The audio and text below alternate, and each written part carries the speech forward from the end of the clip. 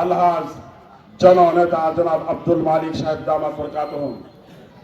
মঞ্চে উপস্থিত রয়েছেন আজকের বিশেষ অতিথি, সিলেটের আন্দোলন সংগ্রামের পরিচিত নাম, কারা নির্যাতিত মজলুম ছাত্র নেতা, যুব নেতা, জননেতা, আপনাদের অত্র এলাকার কৃতি সন্তান, স্বেচ্ছাসেবক দল সিলেট জেলার সংগ্রামী আহ্বায়ক জননেতা জনাব আব্দুল আহাদ খান জামাল ভাই।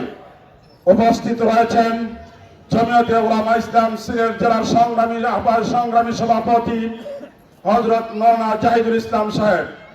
উপস্থিত রয়েছেন জনতা গোয়ানীঘাট কোম্পানিগঞ্জের আগামী দিনের কান্ডারি, যিনি এবার নির্বাচন করার জন্য অনেক 106 বছরের এই সংগঠন ব্রিটিশ বিরোধী আন্দোলন, এশিয়া মহাদেশের আন্দোলন করে এশিয়া মহাদেশ স্বাধীন করেছে।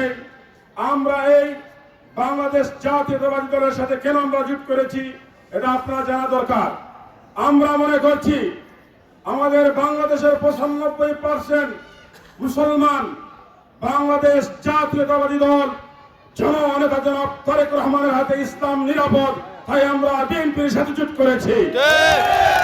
সংগ্রামী তৌহিদি জনতা, আমাদের হেফাজতুল ইসলাম বাংলাদেশের সংগ্রামী আমির আল্লামা মহিবুল্লাহ রহমানুল্লাহ সাহেব বাংলাদেশ জাতীয়তাবাদী দল বিএনপির প্রতি সমর্থন জানিয়েছেন।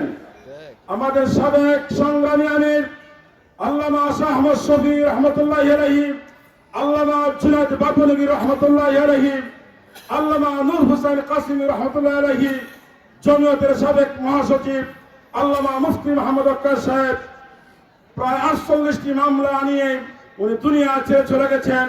ওরা বিএনপির সাথে দীর্ঘদিন যাবৎ আন্দোলন করে আসছেন, তাই আমরা বিএনপির সাথে ইসলাম নিরাপদ, মসজিদ নিরাপদ, মাদ্রাসা নিরাপদ, এদেশের স্বাধীনতা সার্বভৌমত্ব রক্ষার জন্য বিএনপির কাছে নিরাপদ, তাই আমরা জোট করেছি। সংগ্রামী এলাকাবাসী, আপনাদের এই নেতাকে যদি আপনারা নির্বাচিত করেন, দক্ষিণ সুরমা, ফেসুগঞ্জ, বালাগঞ্জ উন্নয়নের মডেল হবে। আপনারা বিশ্বাস করেন